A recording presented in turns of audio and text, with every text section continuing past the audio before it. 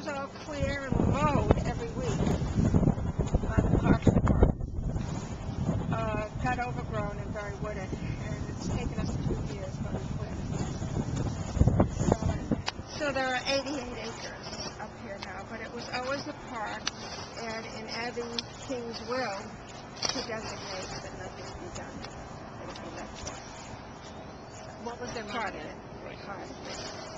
Probably for the still, jeopardy, you know. But I think we have a strong enough voice now. We lost down the bottom of the hill. We lost in the 70s to where that road from housing is. That was a farm before. Yeah. Student's farm. What was the King money in? Politics. He was, one of the kings was governor. 1841 was it? Yeah. And also, but he bought the house first and sold it to his brother, I believe it was. And they were really just prominent people. There was a dairy farm here at one time. The kings sold vegetables and sold them. It was just a prominent family. You know any more about the kings, Lou? No. Well, just when they left it to the caretaker, it went down. It really, the house itself.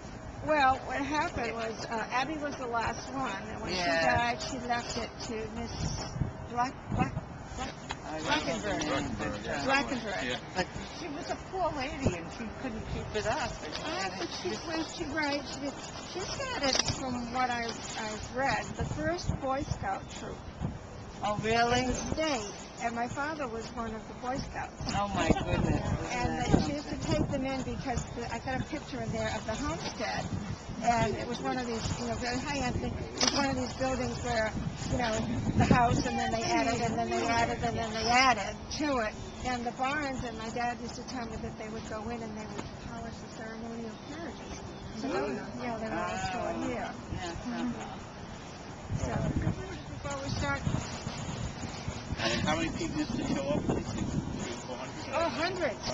Oh, yeah. My mother said this was the place to go, right? This was the Nothing place. else Who to had a do. car? Right. You walked here on a Sunday afternoon. And there was always the sledding, and as I said earlier, there was the skiing there. It was the first ski jump in Rhode Island. And that was a brilliant idea someone had. It's an interesting story. There's a pumping station back there with water that comes in from the reservoir. And down on Bath Street, the fire department needed more power. So they began digging, and there's a pipe that goes down the hill and into the city, actually. And someone had the bright idea to just do a ski jump, whoever it was, and bless them, because everyone has enjoyed it. Mike, can we see any more of the pulleys? Not from here. There was a tow rope, and lights, just lighted at night. So I don't know when that all functioned to. We don't really know. Well, when I was growing up. So that was in the late 30s, the 40s. Yeah. Okay. And there were hundreds of people. Yeah. Yes. It was crowded. Yeah. And there was ice skating down at the bottom of the hill in Kingy's Pond. Yeah. That we're going to dredge someday. This is the side we were at because my husband grew up in Johnston. But this was Providence. Oh, absolutely. So they never came here. And I'm serious. He does not have that. He has no recollection. Really? What he does, he used to deliver papers to the kings. Oh, well, that part there. But I mean, as far as coming to the functions here. Really? Really? I never I was knew that. disappointed. No, I knew that. Skiing. Oh? My mother grew up on Florida.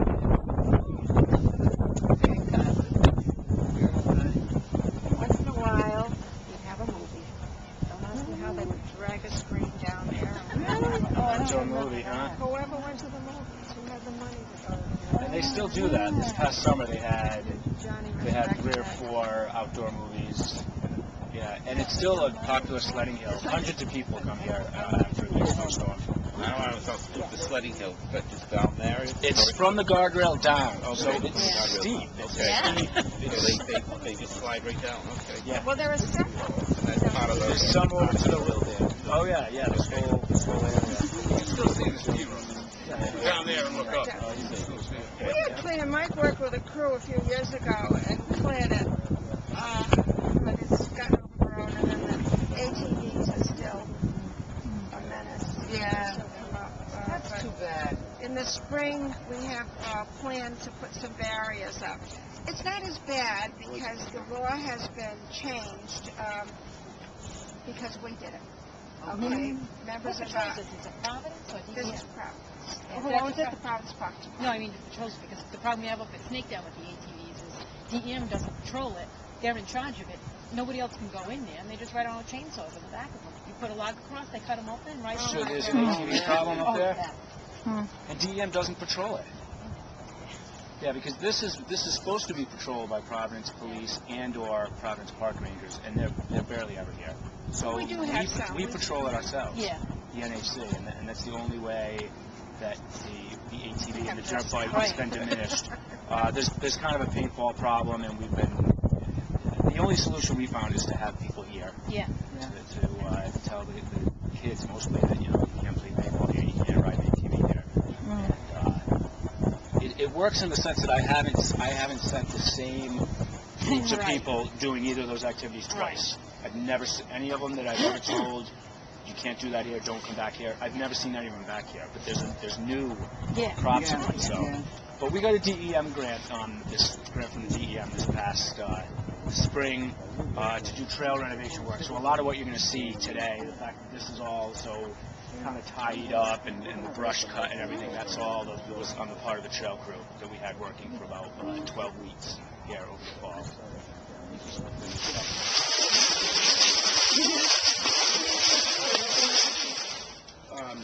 Throughout, up until up until 6 years ago when we started, from ATV people that used to come in and they kept the trails open. So what that means is that part of the trail network, you're going to see, especially in the next half, that a lot of the trails go up and down some pretty steep slopes, and they easily could have actually avoided the slopes or skirted them, and they don't do that because you're on an ATV or a dirt bike, you want to go up and down the Yeah. slopes, it's more fun.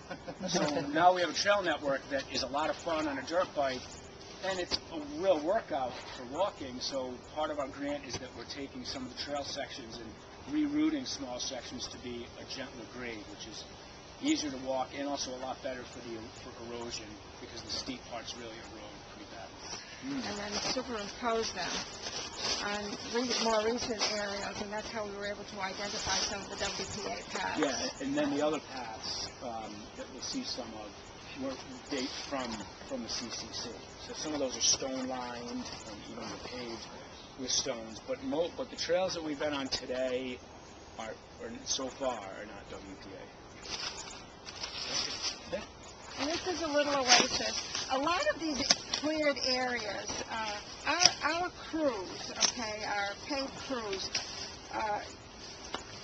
did a tremendous amount of work, but there are other subtleties here that are very important, okay, as I said.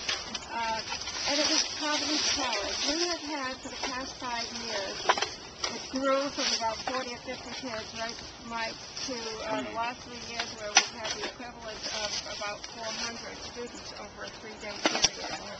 And they do a tremendous amount of work. But they come to the Hill and are handed definite plans, very well thought out plans. It takes our crew weeks to pull this together because we have to borrow tools, okay, and work out exactly what can be done with this particular work crew, etc. It's just a tremendous job, but what you see could never have happened without the PCT. And we're only 11. We are 11 people in our group. And what has been accomplished over the past 5 years is amazing. It's mind-boggling. Well, we'd love to have more members. By the way, Shameless plug. There's no but I need a phone proof. number now. That's it. No proof.